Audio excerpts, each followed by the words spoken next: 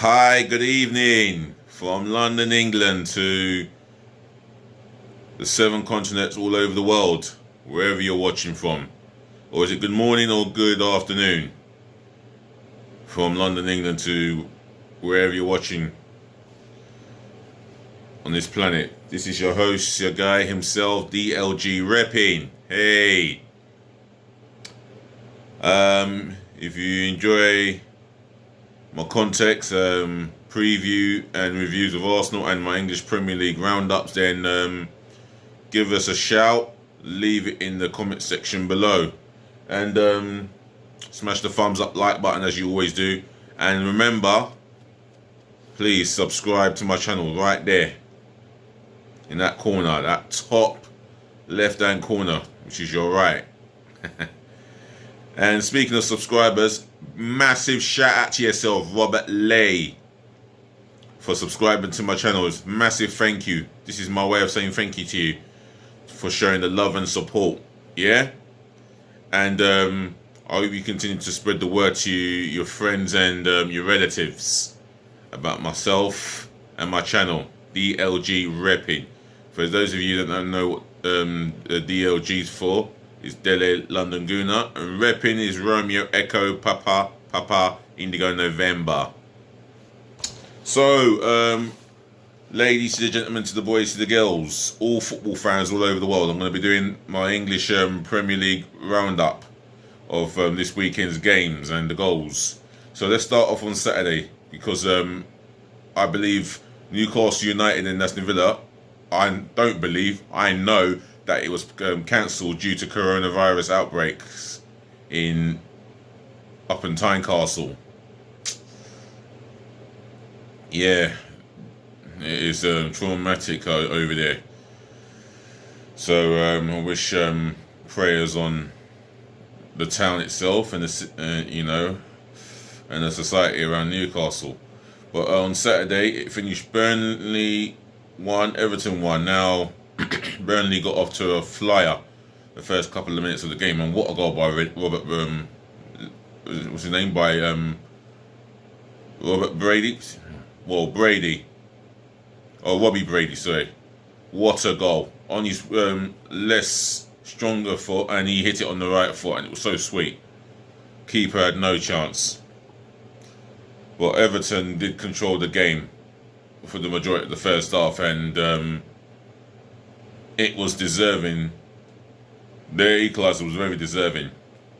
Dominic Calvert-Lewin again, 11 Premier League goals, 1 Premier League goal clear of Heung-min Son. And for me, he just goes from strength to strength. If he does win the Golden Boot, he would have, come the end of the season, he would have deserved to win it. In the second half, Everton were more likely to get the winning goal, but I think Burnley defended superbly well, and they had to hang in there and try hit Everton on the break, and they were close to getting winning goals or winning goal. I think Chris Wood had an opportunity to lift the ball over the goalkeeper. I would have thought he would have gone for the chip. I think I would have done that in that situation. But what can I do? I haven't played for a little while, but the rustiness would have made me just blast it over the bar. I'll be doing well if I can blast it over the bar without blasting it out of the stadium. But for me, yeah, it was an opportunity, and I think it may have been the best opportunity in the second half.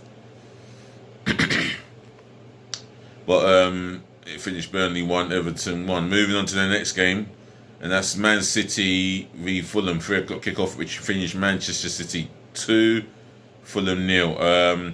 Manchester City were always in cruise control.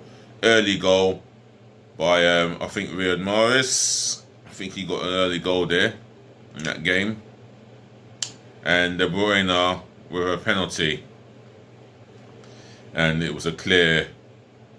Well, it was a clear foul in the box, and the referee had no alternative without even have to. I don't know if he looked at. I don't know whether he looked at VAR or not, but he gave the penalty. That's what I can remember. And De Bruyne took it away superbly. Man City were always in control of the game. I mean, Fulham, they had spells where they had ball possession, but in the final third there was just lacking the cutting edge. But with Man City, the difference between Man City and Fulham were Kevin De Bruyne, the best world-class number 10 there is out there in this planet. If there is a number 10 out there that is superior than Kevin De Bruyne right now, yeah, give me a shout out, yeah. Give me your opinions in my comment section below, because I don't think there is anyone out there that is better than Kevin De Bruyne in the world in the number 10 position. And Burnley and Everton fans, if you would like to talk about your game, then leave it in the comment section below. And that's the same for you, Man City and Fulham fans. Right, West Ham United v Man United, which finished West Ham United 1, Man United 3. I think West Ham got off to a very good start. Did I see the goal? Oh no, I didn't see. I can't remember who scored the goal. But West Ham took the lead. I think it might have been Gerard Bowen who got the goal, and the equaliser. Well, what an equaliser it was by Paul Pogba. But the pass to Fernandes, who assisted Pogba, we can clearly say by the analysis by Jermaine Janus or whoever it was on Match of the Day, they proved, I think it was Danny Murphy, that someone proved that the pass to Bruno Fernandes, that from a clearance from, I can't remember oh my God, from the goalkeeper, the ball was about 2 foot over the line, and David Moyes had every right to be seething, and because it led to the controversial equaliser, which should never have happened. So VAR needs a lot more work. I mean, how can VAR not cover that sort of situation? Because it led Man United to get the equaliser, and then Greenwood gets a superb strike. Very good goal by him, good finish. Always good at finishing. He had a couple of chances after that. And then Man United sealed it with Rashford chipping Fabianski on a one-on-one situation, which he came up on top this time. He had another opportunity before that third goal, and I think he hit the post or he dragged it wide, one of the two. However, I understand David Moyes' situation here. I can't remember what was said, but Solskjaer had some positives to say as well. So Man United, West Ham, West Ham United and Man United fans, if you want to comment on the if you want to comment on the equaliser, that's possibly the talking point, the main talking point in that game, then leave it in the comment section below. Chelsea versus Leeds United. It finished Chelsea 3, Leeds United 1. And Leeds United got off to a flyer in that first half through Patrick Bamford, going around Eduardo Mendy and slotting it into an empty net. And it was a good finish by Bamford. You know, he sums up what Leeds are all about. Attack, attack and attack. And that's what they did. But Chelsea grew strong in the game. I think Olivier Giroud got the equaliser, and well, I can't remember the other Chelsea, the second Chelsea goal scorer. Kurt Zuma with a powerful header, and what a powerful header it was. Chelsea were always in control of that game, and I think they were worthy in the second half of getting the 3 points altogether. And after Kurt Zuma's powerful header, poor defending by Leeds, by the way. I think Leeds United fans will honestly agree with me, even though they're sick and tired of them poor defending from set pieces and open play. But it was a good, powerful header by Kurt Zuma. The third goal, Pulisic got onto the score sheet with a neat finish, I believe. However, you can talk me through it, Chelsea and Leeds United fans, and tell me exactly how it was. So moving on to Sunday's game, West Bromwich Albion 1, Crystal Palace 5. You know, Crystal Palace's first away game where they've scored 5 Premier League goals in their history of top flight football. In fact, they've won by scoring 5 league goals in the top flight. That's the first in their history. Wow. And they were worthy of the win. And the first goal of the game came through an own goal, but a great bit of play by Wilfried Zaha. You can see why he's their talisman. 10 out of they've played, well, there've been 12 games where he's not played, and Palace have not won. Oh, they've lost 10 out of the 2, and you can see why he is so valuable to them, so important, and he will be a major miss if he is to leave the club this in the summer. He could still leave the club in the summer, and if he gets an opportunity to stay in the Premier League, with all due respect to Crystal Palace, he will end up at a bigger club, and that's the fact of reality, based on history, based on the quality of the players, and based on possibly Champions League football. And Zaha's never tasted that before. He was at Manchester United. Well, we all know why, or presume how it did not work. However, he got 2 goals that day, and Benteke got 2 goals, especially the second one. I did enjoy that one. Good left-footed finish. The equaliser came through Noel Gallagher after West Brom conceded what was a horrible own goal, but I think it was the position of the defender, and he didn't help himself, so he's beating his goalkeeper at the near post.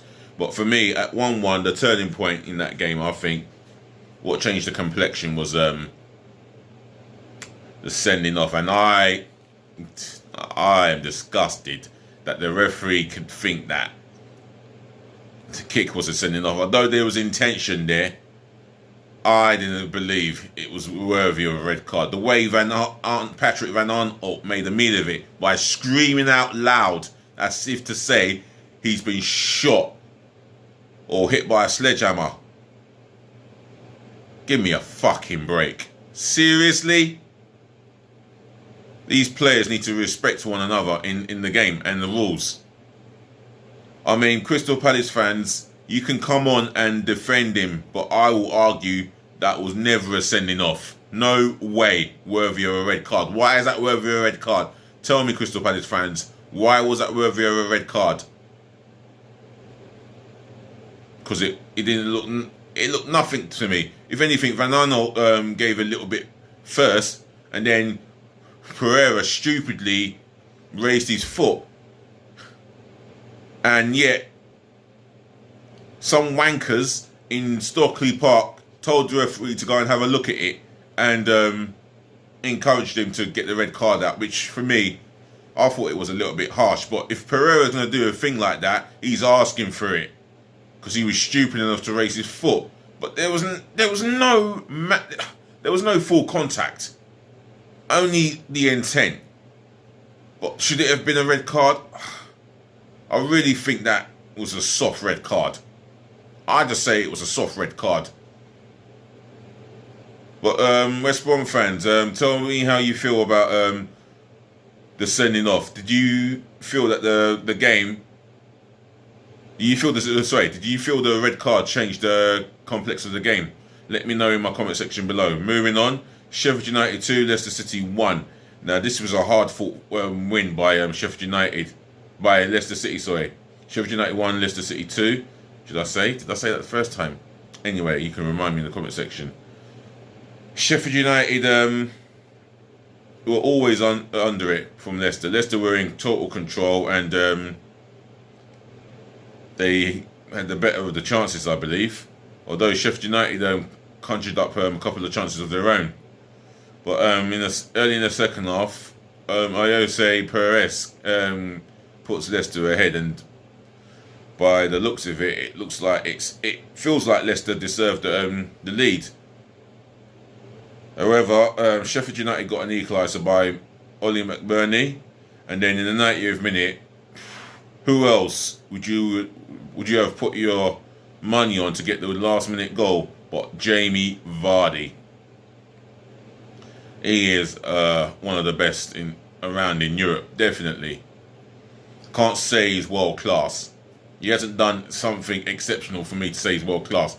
Yes, he's proven in the league, and I think he's amongst the best in Europe. Leicester City fans, you might have an opinion on Jamie Vardy being world class. I mean, I'll ask any football fan right now, and my question is to you guys: is Jamie Vardy a world class striker? Leave it in the comment section below. I want to hear your thoughts and your opinions on this one. And Sheffield United's another defeat, and yeah, I think the situation with the second season syndrome is really getting to them. But moving on, Spurs 2, Arsenal 0. Now, it was a game where we dominated the ball possession, but created very little chances. If anything, Tottenham created more chances than us. They had the better of the chances, and the main two goals came in the first half, where the first goal, we were hit on the counter-attack, and Kane was allowed time and space. It was allowed half a yard to turn, and Gabriel gave him too much space when he should have got tight as possible. Even if he committed the foul, he would have committed the foul in the right area. That was the moment to commit that foul and possibly take a yellow for the team. He did neither. Allowed Kane to turn, find Son. Son's running down the wing. He's cut inside on his right foot. No one communicating. No one observing the danger. And Rob Holding's got to do a lot more than show him when he's right. He's got to take the initiative. There were just about enough red and white shirts to, deal with the danger. But take nothing away from Song. It was a scorcher of a goal. And Leno, well, he had no chance, really. There was nothing much he can do. Second goal, this was just the worst of the two goals. Now, Partey's now pulled up. He's walked off to the pitch. And Arteta's telling him to go back on. By the time he gets back on, he tries to run. He's made the injury a lot worse, and it left 4-on-2 at the back, and Kane, who received the ball from Son on the overlap, smashes a left-footed drive. Leno couldn't do nothing about it. And now Harry Kane's the most hearty goal-scoring striker in the North London derby, overtaking Adebayor and Ben Smith, or I don't even know who it was. A guy called Smith. So it was all on Arsenal to find the early goal in the second half, and we just couldn't break that wall down. We put in apparently 34 crosses, and it was mostly defended by Tottenham defenders. They knew exactly what we're going to do, and the creativity in the midfield was evident to see. And whenever Tottenham hit us on the counter-attack, we just knew we didn't have enough bodies to deal with it. And at the end of the day, if Spurs fans want to come on to this channel and brag about it, make a shout out and whatnot, well, you can come on, but let's be respectful, This is a footballing channel, supported by an Arsenal fan such as myself, and I'm disappointed with the result, but at the same time, massive well done to you. You deserved the 3 points. You defended superbly, and you got the meanest defence in the Premier League, and you got a manager who's obviously drilled you, from the way that you defended. It's evidently clear to see that you're well drilled. Right, Next game, Liverpool 4, Wolverhampton Wanderers 0.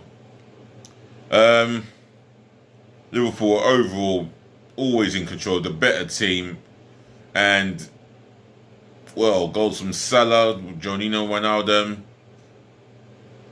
a goal from Matip, and an own goal from Semedo. And Liverpool always looked like they were in control, created the better chances on target, had most shots on goal. Yeah, they kept the ball tremendously well, as they've always done since 2 seasons ago, last season as champions, and now they're still the favourites to win the Premier League. I don't give a toss what anybody says. If anyone wants to come on to my channel and say otherwise, yeah, leave it in the comment section below. You have your opinions and your thoughts, then leave it in the comment section below. And while you're doing that, all football fans, smash the like button for me abundantly, and do remember, let me have some more subscribers, please. In other words, please, can you help me by subscribing to this channel, my channel, DLG REPPIN. Thank you. Right, yeah, Wolves were a victim of their own downfall. But Liverpool, superb display again in front of 2,000 fans of theirs. Monday night game, well, there's some controversial here. Brighton and Albion 1, Southampton 2. Now, as an Arsenal fan, I'm relieved that Brighton didn't win, because that would have left us 16th in the Premier League table. Anyway, yeah, Brighton in the first half, best team.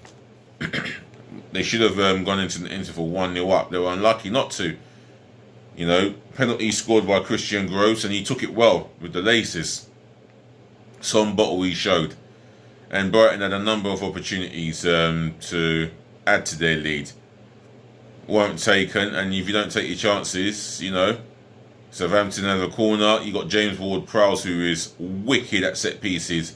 Puts in a good corner in. I did enjoy the way he took his corner, or the way he took that corner. And Vestergaard, good old solid old school centre half he is, does his job and does what it says on the tin.